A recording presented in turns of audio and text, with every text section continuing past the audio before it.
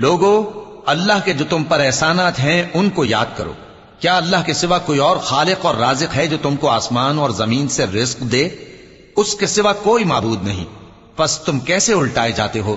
اور اے پیغمبر، اگر یہ لوگ تم کو جھٹلائیں تو تم سے پہلے بھی پیغمبر جھٹلائے گئے ہیں، اور سب کام اللہ ہی کی طرف لوٹائے جائیں گے۔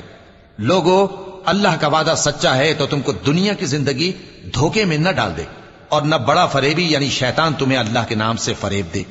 شیطان تمہارا دشمن ہے، تم بھی اسے دشمن ہی سمجھو۔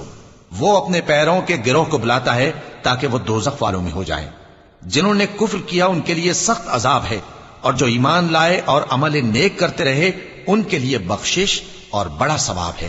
بھلا جس شخص کو اس کے اعمال بد آراستہ کر کے دکھائے جائیں اور وہ ان کو عمدہ سمجھنے لگے تو کیا وہ نیکوکار آدمی جیسا ہو سکتا ہے؟ بے شک اللہ جس کو چاہتا ہے گمراہ رہنے دیتا ہے اور جس کو چاہتا ہے ہدایت